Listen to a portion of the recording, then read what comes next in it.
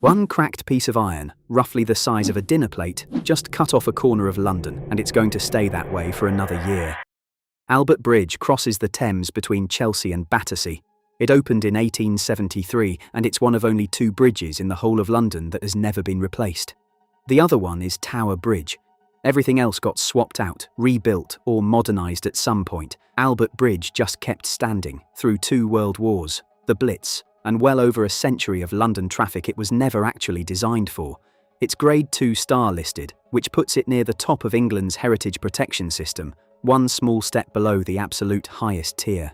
Locals nicknamed it the Trembling Lady almost as soon as it opened because the design allows it to move slightly, flexing with temperature, wind, and traffic. That movement was never a flaw. It was the whole point of the engineering, a hybrid design mixing a suspension bridge with a cable-stayed structure, something fairly unusual even by Victorian standards. There's even an old, often repeated story that soldiers from a nearby barracks were ordered to break step whenever they crossed it, out of concern that marching in rhythm could set off dangerous vibrations in the structure. The bridge nearly didn't survive the 20th century at all. By the 1950s, it had fallen into such disrepair that London County Council seriously considered demolishing it entirely and replacing it with something modern. Public campaigns and a determined local push managed to save it, and it's been patched, reinforced, and fought for ever since. That movement also meant the bridge needed constant babysitting going forward. A weight limit went on in 1884. For decades, that limit was managed loosely, mostly just through road layout and traffic calming measures. Then, in January 2024, the council started actually enforcing it properly, issuing fines to any driver caught crossing at over 3 tons.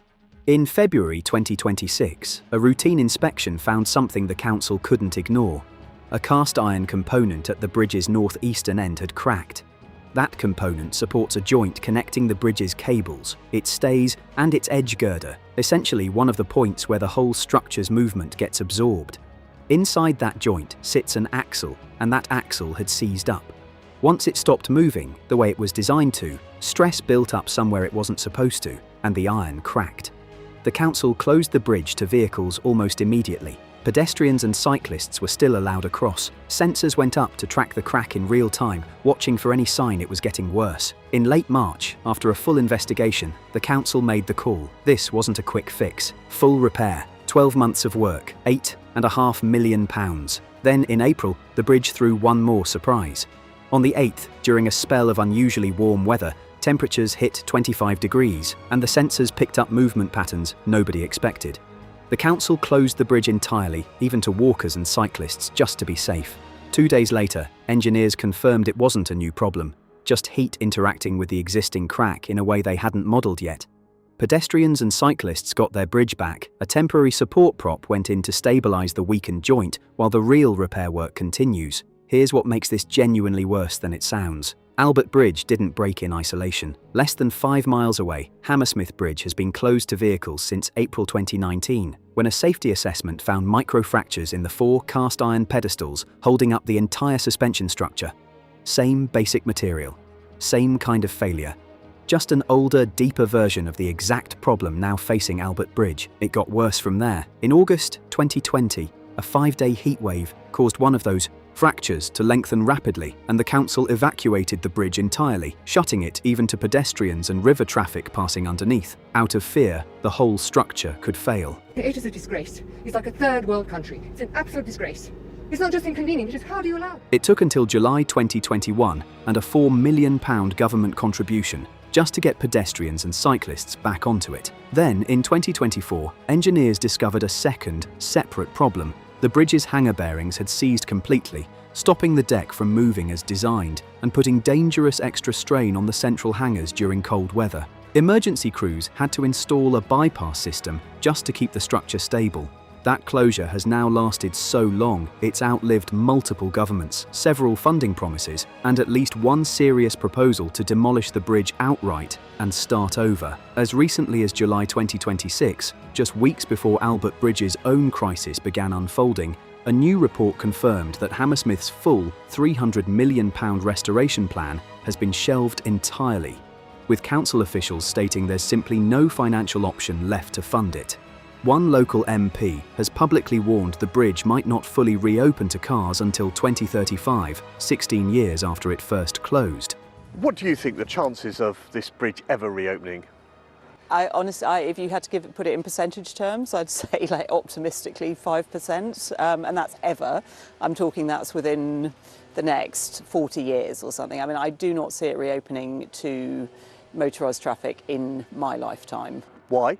Because absolutely no one is prepared to pay the bill. So, for the past several years, an entire stretch of the Thames through southwest London has been operating with one major crossing permanently down. Now, for at least the next year, it effectively has two. Here's the simple version. A bridge isn't just a road, it's a pressure valve, close one, and every vehicle that used to cross there gets pushed onto the next nearest bridge instead, whether that road was built to handle the extra load or not. Right now, that means Chelsea Bridge and Battersea Bridge are absorbing traffic meant for two separate closed crossings at once, Albert's directly and some of the lingering knock-on pressure from Hammersmith's years-long closure indirectly. For emergency services, this is the part that actually matters most. An ambulance responding to a call in Battersea that would normally cross at Albert Bridge now has to divert, adding minutes onto a journey where minutes can genuinely be the difference between life and death. Fire engines and police response times follow the same math, every extra junction and every extra set of traffic lights adding up. It's rarely dramatic on any single trip. It's the accumulation, day after day, call after call, across an entire borough that quietly turns a bridge closure into a genuine public safety concern rather than just an inconvenience. For the average person, it's simpler and more annoying than dangerous, but it still adds up in real ways. Commutes get longer, sometimes by 20 minutes or more during peak hours. Bus routes that used to run straight across now have to loop around entirely, meaning longer waits and more crowded buses on the routes that remain. Local businesses near the closed bridge lose passing trade, since fewer cars driving past means fewer people spontaneously stopping in. Delivery drivers and couriers build extra time into every single job that used to cross there, and that added time either eats into their own margins or quietly gets passed on to you in higher delivery fees. All of it adds up, week after week, for everyone living on either side of the river. 12 months from now, if everything goes to plan, Albert Bridge reopens to traffic with a repaired joint, a new road surface, and upgrades meant to stop this exact problem from happening again. Hammersmith Bridge has no such timeline at all. What's left in the meantime is a section of London where two historic crossings are down. Traffic is being squeezed through fewer and fewer gaps, and the people actually affected by it are mostly just told to be patient. That's the real story here. Not one dramatic collapse, just old iron, old joints, and a city that's been quietly running out of places to cross the river.